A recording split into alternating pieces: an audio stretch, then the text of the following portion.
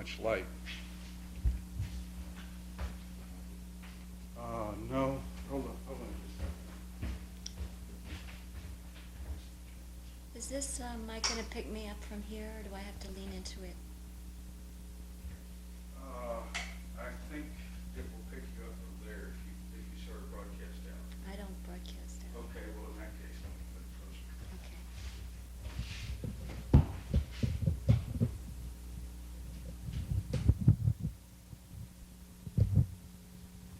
That'll probably be better because I don't talk that loudly. Okay, well, it's best if you do. I'll do my best. I will try and modulate. Well, okay, we're sort of getting lined up now. Hi, welcome to another edition of Ramble On. My very special guest is Raeanne Rubenstein. I want to welcome you, Raeanne, to Ramble On. Well, thank you for having me, John.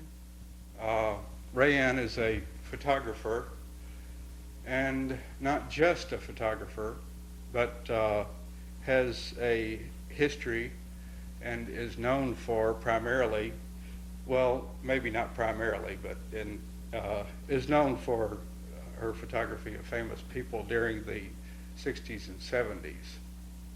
She had an opening reception at the Susan Cooper Gallery and is currently showing at the Susan Cooper Gallery in Woodstock.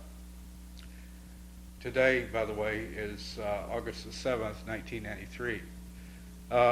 Some of the people in her photographs, I would like to go through this list that I made out. Sure. And then we can talk because the audience will get a better idea of what we're talking about.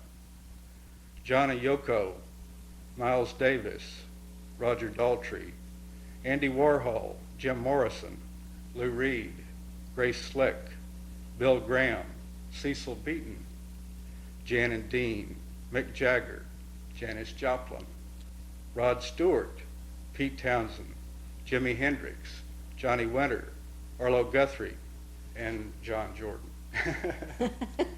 Primarily.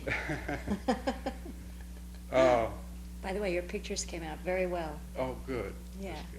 That's good. I was joking about that. That's true, though. I was struck by several things that you said last week at the reception that about the personal way that you were accepted into those groups of people with all those famous people. And could you elaborate on that a little bit?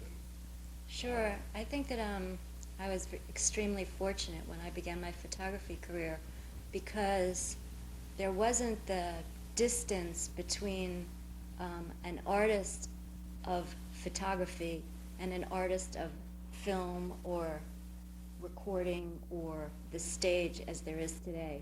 We were all more of a singular kind of group, and if you were an artist of photography, you were essentially as important as the artist of recording arts or the artist of the theater or whatever the case might be. So you were respected automatically for being an equal kind of person to the people that you were photographing, and it made for not only interesting opportunities for photography, but also for friendships between all the different kinds of people that were important in society. And because I was so young that I had no idea that this was an unusual situation, I just moved right into it, and I thought, well, this is great. I'm watching the news at, on Channel 2, and I see so-and-so, and I had dinner with them tonight, and I didn't think that there was anything of it. So I think that a lot of the pictures that you saw on the show reflect the fact that access was extremely easy. Essentially, public relations didn't exist in the way that we know it today. And Well, I think that you may look at it that way, but actually, I think that you were probably cut out for that type of work more so than the average person. If the average person were in that same position, they may have not have handled the situations as well. I suppose so, I suppose. So Yeah. that probably is. I don't want to take calls during the interview because I've had a lot of crank calls today. So you want to unplug that one or over here?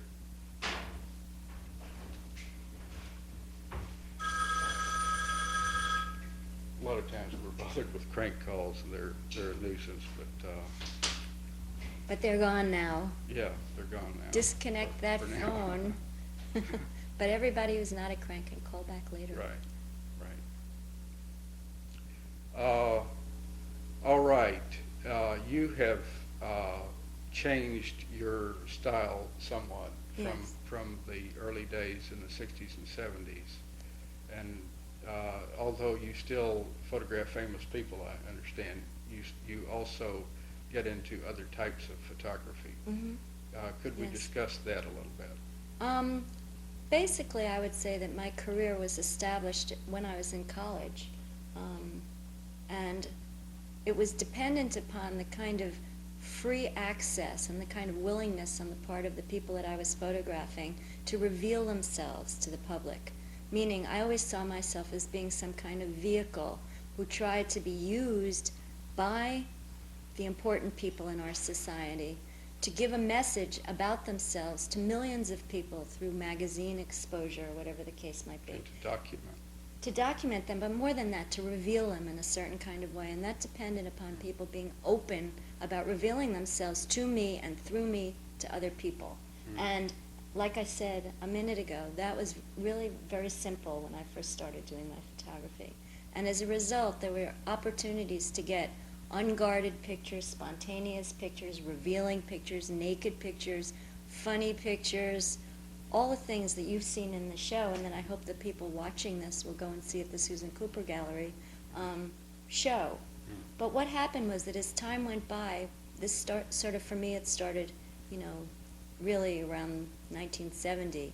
But as time went by and exploitative kind of journalism developed and people became more guarded and movie stars started making mega $1 million to make a movie, and they became constantly harassed and needed to be guarded, and PR protectors and bodyguards and people like that built up.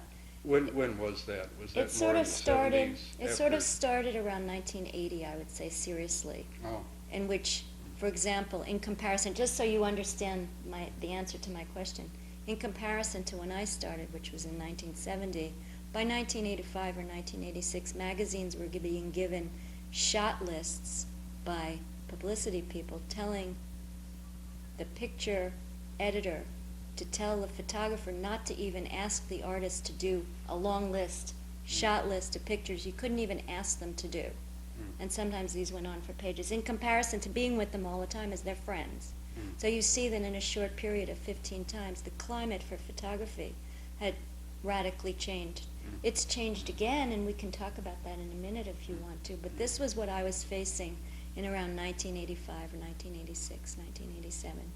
So I thought, well, this is not good for my particular style of photography, so I have to start thinking about another way of being able to communicate without being dependent on access to superstars. And what I decided to do was to take the same idea of communicating feelings in a spontaneous way, communicating a message, and applying it to universal human feelings. So the other part of the show at the Susan Cooper Gallery, which is called The Art of Romance, is dependent on just communicating in the same kind of way something that's real, but not using the same kind of people as being the vehicles to communicate it. So these people that you see in The Art of Romance, and I hope that we'll look at the pictures more closely at some point, yes. we will. are models or people that I know, and some of them are stars also. But it's not dependent on who they are, it's dependent on what the picture is about. And that's a substantial change. Have you already stated enough what your motivation was originally in photographing the stars? In other words, to document them, to show what their actual lives were like. That was the impression that I got from what you said, that you were more or less trying to do a service to the public or to people to bring these people into a more personal perspective, that sort of thing. Is that basically your motivation at that time? Well, my major motivation at that time was not to get a job. I mean, I didn't want to work. It was sort of, the end of sort of the years where it was the beginning or in the middle of the years where we could think about alternatives to traditional roles. Women didn't necessarily have to get married and run households and have children right away. Women were challenging men in a variety of fields. It was not necessary to be a breadwinner in the traditional kind of way. And my main motivation was this seemed to afford me a lifestyle in which I could explore more of the potential in life than going the traditional route, where I was definitely headed until photography came my way. But once I had gained access to the kind of lifestyle that I had, I began to think about why was this important. I mean, it's well and good that Raeanne Rubenstein didn't have to get a job, and didn't have to get married in order to keep a roof over her head. But what made what I was doing important? And in the beginning, I can honestly say that it was awe that I was in the presence of these people that motivated me. Because nobody heard about me, nobody really hired me, I just was able to be around them. But as time went by and people started hiring me, because I knew these people, had access to these people, was able to communicate what these people were through photography to others, that I began to think, what is important about this? So it's sort of mid-career or later that I started to see myself as a person that brought a person to millions of people as a way of saying, this is what makes the work important. I still think that's part of what makes the work important. But of course, as time goes by, you become endlessly illuminated by what you did, and you have new impressions of it, new opinions about it. I could, tell you more, but basically, up to a certain point, yes, I would say that that's true. Did most of the pictures appear in like magazines? All of them. Some of the pictures that are in the show never appeared in magazines, and it goes to show what hindsight is, because at the time that a lot of these stories, magazine articles appeared, other pictures were the ones that were important. But as years go by, and time goes by, sometimes forgotten images on contact sheets that you suddenly rediscover when you're editing for a show like Susan Cooper's are the ones that actually become important to you, and are the ones that you focus in on. You think, wow, it's funny that the one that was published in 1975, because now in 1993 that one seems so insignificant and this one seems so important. I noticed that the show was referred to, in fact, your last two shows that I can see were referred to as the art of romance. Yes. And that certainly shows in your photography, both in your new work and in the older work. Well, thank you for saying that. I appreciate that. Of the famous people. Photography is not just holding a camera up and clicking the picture. Photography is a million things. It has so many factors, so many little things that go into it, that you get a good picture every now and then. Once in a while you get a picture that's really outstanding. Most pictures are just sort of regular. Most of the time, at least that's true with my photography, that every now and then I get a good picture. So it really takes a lot of dedication, a lot of drive, motivation to be a professional photographer, because it's highly competitive. I always admire the work of good photographers. Well, you should, because as you say, it takes a tremendous amount. Motivation, drive, talent, insanity, dedication to skill, timing, ability to overcome adversity, bad weather, 1,000 conditions that you might encounter in pursuit of the image. It's going to be immortal. I mean, that's really your goal. And as a professional, you have to hone your talents so that you can get it more often than not. I'd probably be a television talk show host like you are, John, if I wasn't able more often than not to get an image that hopefully will stand the test of time. That's what people hired me to do. They would say, you have 10 minutes to do this, and you better come back with a good picture. But that's what you are. You're a picture-taking thing. And if somebody puts you in a picture-taking situation, and have the gift of being able to do it well, usually you can come back with something, and sometimes something that's more than just something. Well, in the old days, it was even tougher because you had to manually adjust the f-stop and the focus and all of these things. Well, I still do that. You still do that? Yeah. You don't use an automatic No. Nikon or something like that? No, because the way things are focused and framed and exposed has everything to do with the picture. Mhm. It's not, the camera can't think for you. I noticed in your show at Susan Cooper's that some of the pictures were out of focus somewhat, and intentionally. Not to- necessarily. Well, maybe not intentionally, but they grabbed the romantic aspect of the picture, and it seemed that that was the goal that you were after in those cases. Is that true? Well, generally speaking, I've been experimenting with more and more short depths of fields, meaning less of your picture plane is in focus, and it's become more and more acceptable to me as I've been sort of moving more in the fine art area to say that an image is fine if it's not sharp. Mhm. As a matter of fact, some of the pictures that I like the most that I've been shooting of late are definitely not sharp, and some of them are deliberately not sharp, and some of them are not sharp because I'm working with a shutter speed that is very, very slow, or a depth of field that's very, very narrow, because I don't really care which part of the picture, if any, is sharp, as long as the feeling of emotion is communicated in the way that I want, and I let these effects be much more random than I ever used to when I was working for magazines, because it's the feeling that I'm after, and no one else except myself is the arbiter of what's good.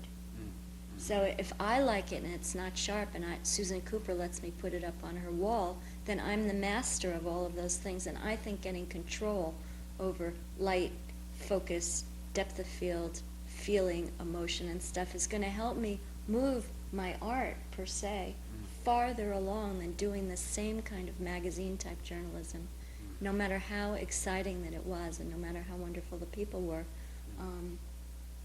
will take me much farther. And the fact of the matter is that I'm hoping in the future to be able to combine the more romantic style of imagery that you saw in the Art of Romance portion of the Susan Cooper Gallery show with the kind of people that you see in the looking forward, looking back portion of the Susan Cooper show. I mean, my goal is to begin to be able to do that. And as a matter of fact, I brought 2 pictures today that are sharp, but still combine a famous personality and a new way of photography that I never would have done before. Are they in the pictures on the wall They behind us are, here? yes. Okay, let me clarify one thing for the audience. Depth of field, that phrase, that is the way I understand it, that is the distance that the camera holds in focus. In other words, so much depth of distance That's correct, John. that is in focus at a time. In other words, That's right. the depth of field for this TV camera here, it focuses in on us as the main objects. It's an automatic lens, but the depth of field varies. It may be a foot, 2 feet, That's something right. like that. Right. So the depth of field is actually a depth thing that you can shoot in the shallow part of the depth of field or the deep part of the depth of field. Or And, out of it. Or out of it, Right. to get different focus or for different effects. That's right. How do you go about capturing emotion? I mean, emotion with people, with portraiture, it's either in the facial features or the eyes, the expression, something like that. How do you do that? Well, you try and get people interested and excited in the process of the photography. I mean, if they feel, for example, if you're dealing with a personality that's used to being photographed, who's a public figure, it's harder to get them engaged in the process of being photographed than it is somebody who's either being paid to do it, such as a model, or somebody that's really has the attention paid to them. But in each case, it sort of has to do with an intuitive kind of thing of figuring out what it is about this that will interest the person that you're photographing. So if it's a superstar, you try and get them to you try and get them to tell you something that might be important to them. For example, let's suppose that I had an assignment to photograph you. I would ask you about what was important to you. I would say, what can we accomplish here that would make you happy? I mean, is it riding a horse or ballet dancing or showing something that you're interested in that you've never shown before? Or a portrait, or pouting, or your muscles, or your new power, or your new movie, or what is it that will interest you? And then you would be amazed, because people are not celebrated and are generally not renowned for no reason. They are creative too. So if you give them the opportunity to say, work with me on this, let's do something that we'll both be proud of, often they come up with suggestions for photography that are well beyond your own ability to think of them yourself, because you don't know these parts of them. That's part of the reason why you communicate them to millions of others in a unique way. In other words, it's not just being clever and finding a clever composition or something like that. No, it's not dependent really on that at all, although that's part of, what makes photography great. But that's not part of the skill of communicating in a human way, using human beings as your subject, great. It's the ability to get people to communicate beyond you. You're, like I said before, it's like you're a tool, and you let them use you, and then you work with the information that they give you. Let's move that. It's slowly sinking down there. Oh, I'm sorry. I hope everybody has been able to hear me. I think they probably have. I don't think. Hope they're not bored to death. No, I don't think they're bored. This is an art show, and people tune in thinking in that mode, and they usually are into art or some aspect of it, and certainly photography is one of the arts. Well, let me add one thing then from that point of view, which is that if somebody was going to say to me, what can I do in my work to try and achieve this, I would say, get people engaged, whip them up, get them excited. If you just say, sit there and look at the camera, they're not going to be interested. But if you say, and this includes television interviews too, say, tell me about yourself, things that people don't know. What do you want them to know? Why are you here? Why are we sitting here? Why are we spending this hour or 2 hours together? What is to be gained from it? People will come forward and say, well, I would like to communicate this, that, or the other thing. And there you are with something special. Right. I agree with that. Right. I believe that's true. You want to start with the photos now behind us? And That's go up to through you. those? Okay, let's do that. We're going to focus in on one by one.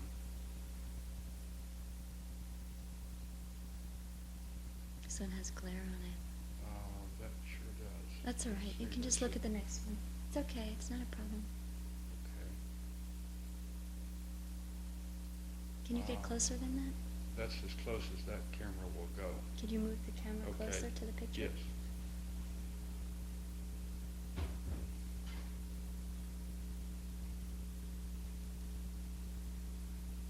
You see, you're watching. The people that are watching this show are watching the actual process. How's that? Is that close enough? Can you zoom in closer on it? I think won't it's sort of zoom any hard to see closer, what but it we is. can move it Good. manually. Good. That's why I'm glad that I'm a photographer and I only have a 35 millimeter camera. Do you shoot with a video camera too? I have actually. I became a local cable producer, just like you two, on Staten Island, which is where I'm from, and have produced some programming about local Staten Island people. Sounds interesting. It's much better. I hope people can see this. Okay, now that picture is... The series of pictures that we're looking at now is from the newest work that I've created, which is called The Art of Romance, and is part of what's on display at the Susan Cooper Gallery. And it's the whole idea was to be able to say, this work communicates human feelings, but it's also, it was intended to be romantic and sexy and fun and experimental in a certain kind of way. It was meant to be modern, and I think that when we look at all the pictures and you contrast this work with the work that you're going to show afterwards, I assume of the celebrities, which was much earlier, I think that you can see that it's more of a spontaneous nature. But here's a perfect example. This is a couple in Key Biscayne, Florida, that I took this winter in an outdoor shower. And it was really funny because it looks to you like they're standing entirely by themselves and that they're splashed with water and they're isolated, but in fact they were surrounded with my crew of makeup men, hairstylists, assistants. Are they of models? 6 people. They're models, Oh. that's right. And those 6 people were holding up blankets to keep the other I don't know, several hundred people that were on this beach from watching them in this personal moment. So there's a certain kind of fantasy involved in this. I mean, this is not a real moment between these people. But A big production then. it was a big production, but it still communicates the fact that these 2 people just got along incredibly famously. I suggested this as an image, and they thought it would be fabulous to do, and it was fabulous to do, and they loved the picture, and they both have it in their portfolios. And I don't want to dwell on, we're not trying to sell people photographs necessarily here, but are these available through the gallery? Yes, they are. Yes, they are. This is a picture that I'm particularly proud of, and I actually used it as the invitation to the opening of the Susan Cooper Gallery, because it's a picture of a couple dancing. He's wearing a tuxedo, and she's wearing actually this bright red, really fun dress, which you can't see in this black and white image, and these gold shoes. And the story is that I met Stan, who is an actor, his name is Stan Winston, at a Christmas party for a modeling agency last year. And I thought, God, I've been thinking that I didn't want to do the art of romance and just have young people in it. I wanted to demonstrate or communicate the fact that people of all ages have intense feelings of all kinds, as young people as well as people that have been together or newly single or whatever the case might be. In all walks of life, people have strong emotional realities. And so I spoke to Stan about being in a picture for the art of romance, and I asked him to bring any woman that he wanted to be in the picture with him, and I gave him the option of being in any situation that he wanted to be. So the woman he chose to bring was his wife. They've been married for 52 years, and that is she there dancing with him. And I told them that they should wear whatever that would make them the happiest to wear in this picture, because it was going to be a representation of their feelings for each other. So they came. We did the shot in my studio. I call it 52 years and still dancing. And I call it that because Shirley, Stan's wife, told me that through all the years, she thought that the thing that had kept them together was dancing, and that no matter how hard times had become over the 52 years in their marriage, somehow it was dancing that got them through. So I think that this picture is a particularly good example of what makes the art of romance special. All right, why don't we go on with, we have only about 10 more minutes of time left, so we want to get through these, make sure we get through all of them Okay. as soon as possible. I love this picture because it's totally natural. I mean, this woman was in the water and she came out of the water. We were shooting for the art of romance, and it was sort of a free-for-all, which is what looks good, what feels good, what feels real, what looks real, what is real. I don't know. Sometimes they're all mixed up together. But at any rate, she was in the water and she got out of the water, and this is exactly what she looked like, and I just said to her, "Don't move, you look absolutely fabulous," and snap, and there she is. And I think she looks like a young Marilyn Monroe in this picture. I'm so happy with it. It's probably going to be my own promotional card. I just love it tremendously. Okay, next. This was the same beach, different girl, different day, also in Florida, because I had the idea that sometimes things are very romantic when they're taken out of context. So I asked Mick Borer, who is the makeup and hair person who worked with me on this, to come up with his own version of like the most flamboyant, formal hairstyle and makeup that he could do, and then we just took the model out on the beach, and here it is. There are a lot more pictures. I don't think that any of them are here.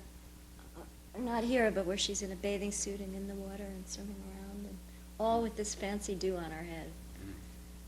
This is a couple that have been together since they were sophomores in high school. His name is John, and he's about 25 years old now. And this is the only woman that he's ever known or ever loved. Her name is Jill.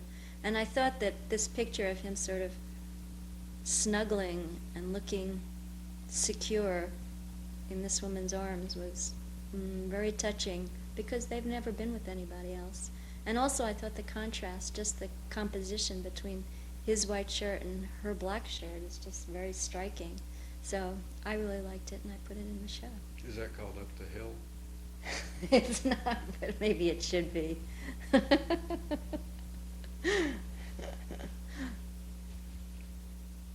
definitely not over the hill. Oh, let me get out of the way here. This Well, I think everybody recognizes that. this is from the other part of the show, sort of the other half, called Looking Forward, Looking Back. Can you just get that one picture instead of the fraction of, yeah, that's better. And then maybe back up a tiny little bit. No, that's all right, because when he gets to the other ones, Okay, all right, it'll be okay. okay. This is from Looking Forward, Looking Back, which is a collection of images of celebrities that I've done over the years. And the reason that most of the pictures at the Susan Cooper Gallery are looking back, but I'm calling it Looking Forward, Looking Back, or Looking Forward, Looking Back, because I plan to continue doing this and incorporating some of the ideas that I got from shooting The Art of Romance into it. But these are early pictures, and this obviously is... Did you shoot a lot of them? I have. I did. I photographed them when I first, in the very beginning of my career, and I photographed them several times subsequently. A picture actually from this shoot just became the cover of Yoko's Ono box of her CD collection of all her work, and I was extremely proud of that, because she's been photographed by many people over the years. She has a huge library of photographs, and the fact that she chose one of my pictures for the cover of the Ono box made me very happy. But this session was really, really wonderful and stupendous, and here's a perfect example of how you can say to people, no matter how famous they are, you know, what would make you happy to show in this photo session? You know, what can I do to communicate what you want people to know about yourselves to others? And that was how we got these pictures. It wasn't because I suggested that they, you know, kiss and embrace and, you know, do many of the things that they did in the course of the whole session. It was because that's what they wanted people to see. So it's not like, well, Raeanne, how do you get people to do this? It's more like, how do you get people to reveal themselves in the way that people want to see them? This is a perfect example of what I was talking about before, John. They wanted to communicate the fact that they're full of love. Yes, yes. Correct, and they wanted people to see that. This is a performance picture of Jimi Hendrix, and I included it because people are so interested in him. Well, especially around Woodstock. Well, I think people are interested in him everywhere, but I guess, you know, you would know about Woodstock more than I do. But, you know, he was a stupendous character, a fabulous character, and he had, you know, amazing talent, and he was very charismatic. And I'm glad that I was around in time to photograph him. This is Pete Townsend, more or less the time that he was writing Tommy, and it's a perfect example of what I was talking about before, that when you look back at contact sheets, pictures that seemed irrelevant at the time seem important now. I mean, from the same photo shoot, this picture was never published. But now that I look back at it, I think that this one is so much more important. It's uncontrived, and it sort of is expressive of the fact that he was thinking about something that had to do with more than just his own notoriety or his own rock and roll career, or how much money he was making, or what plane he had to catch, or what magazine he was on the cover of. And it's the sensitivity in the face and that, you know, made me choose it for the show. I mean, I've always thought that Tommy was the most stupendous piece of music, and I loved it when The Who performed it, you know, at the time that it was first debuted, and now it's such a hit. He does look different now. You mentioned that earlier, that he looks quite a bit different now. Very different, very different. It's amazing. He has short hair or either no hair. He has short, no, or gray. And his face seems different too. His face seems thinner in this picture. Yeah, well, I don't know. It's amazing because some people look exactly the same, and some people, I guess, have just changed a great deal. And sometimes, I wonder what that means. I mean, I'm not going to make any kind of statement about the fact that I admire Pete Townsend and his depth and his ability to create such a majestic piece of music, and the fact that he's allowed himself to age in a way that other artists have not. But I can't really say, unless it was universal, that all artists that are sensitive allow themselves to age. We all know that that's not true. But in the case of each individual one, perhaps there's some meaning behind it. I'm sure that that's not an issue I'll ever explore, but maybe you'll want to. Or someone else out there might want to. This is a picture that I just took. This is not more than 2 months old, of a country artist named Marty Stewart. And I think that it's an example of an effort on my part to combine the art of romance and looking forward, looking back type imagery, because that's a new picture, a new kind of picture for me. It's definitely a new kind of picture for Nashville, and it's definitely not something that I would have done in the past. So I'm very happy about it. I think Marty likes it. He's a singer? He is. He's one of the young up-and-coming Nashville stars, and I was fortunate enough to be asked to do big That's promotional him again. shooting for him. It's him again, because I wanted to, it was funny because I had the idea that going backwards, even farther back than myself, back into the 50s would be a great vocabulary to use in shooting this PR picture of him, it's just like a Hank Williams picture. And it's, practically a copy. It's what I had in mind. The only difference is, instead of having baggy pants and blue suede shoes, he's got tight blue jeans and cowboy boots, and he's a very much 1993 hick. And how did you get a job like that? Did they approach you? Or? They were familiar with my work, and the manager of Marty Stewart was interested in having me do this because she knew that I was trying to do this, new thing, and she wanted Marty to be the first that I tried it out on. And that's how I got that job, and I'm glad I did.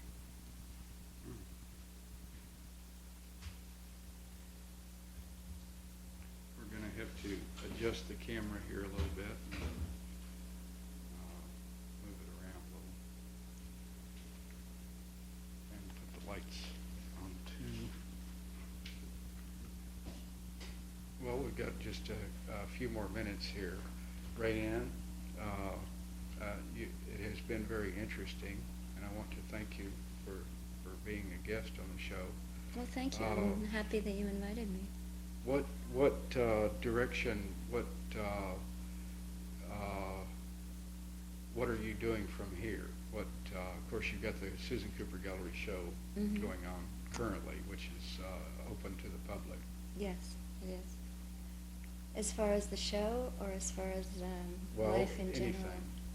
Well, after the Susan Cooper Gallery, The Art of Romance and Looking Forward, Looking Back is going to open in Sag Harbor on September 2nd.